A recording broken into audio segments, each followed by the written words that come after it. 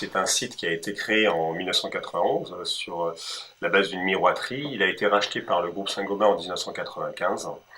Et puis depuis les 20 dernières années, le site a suivi une stratégie qui était celle des menuisiers industriels qui se sont concentrés et où on a vu à la fois le développement de la menuiserie aluminium sur les 20 dernières années et puis l'explosion de grandes unités de menuiserie industrielle. À partir de là, le développement du vitrage isolant aussi nous a amené à nous focaliser sur ce marché-là et à créer de grandes unités comme Glasver. Ce qui fait qu'aujourd'hui, 20 ans après, Glasver est la plus grosse unité de fabrication de vitrage isolant du groupe Saint-Gobain dans le monde. Et à force d'investissement et d'innovation, on a aussi maintenant la première ligne entièrement automatisée du groupe Saint-Gobain à l'heure actuelle. Sur ces 20 ans, on est passé de 80 salariés à peu près 250 employés et on a multiplié à peu près par 4 la surface pour arriver aux alentours de 20 000 mètres carrés actuellement.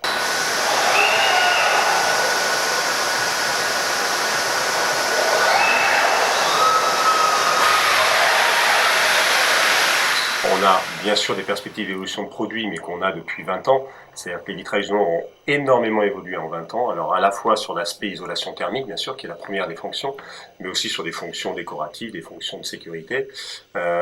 Ces dernières années aussi sur les apports solaires, puisque maintenant sur le vitrage isolant, ce qui est important, c'est à la fois d'avoir un bilan énergétique global de la maison, pas uniquement une isolation thermique, et bien sûr sur la transmission lumineuse, puisqu'on a fait des produits de plus en plus performants, et on a récupéré de la transmission lumineuse qu'on avait perdue avec les anciens types de vitrage isolant. Donc on évolue constamment sur les produits.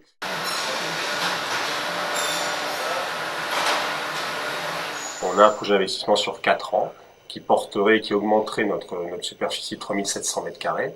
Donc qui la porterait à plus de 23 000 mètres carrés et qui nous permettrait d'installer une seconde ligne entièrement automatisée et de pouvoir augmenter notre capacité et d'embaucher 20 à 30 personnes d'ici 3 à 4 ans. Le premier point de l'ancrage territorial pour nous, c'est nos clients.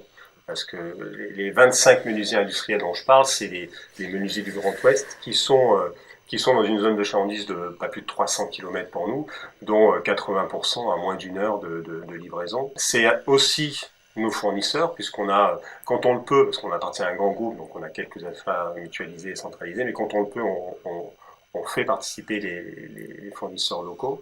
Après, ça a été aussi beaucoup d'initiatives qui ont été faites à la fois avec le territoire, sur la valorisation des déchets, sur la récupération d'énergie, sur différents projets en lien avec l'environnement. Et donc on a développé différents dispositifs, dont la mobilité sûre et durable, à travers l'implication de nos salariés sur le covoiturage par exemple, mais aussi en participant à des initiatives du territoire comme Territoire Mobilisé.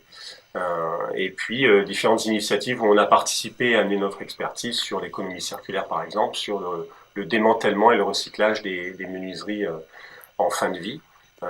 Qui est en cours et qui est un projet qui nous tient à cœur, notamment avec le projet zéro chômage, et puis qui permettrait peut-être de rendre possible cette filière de démantèlement.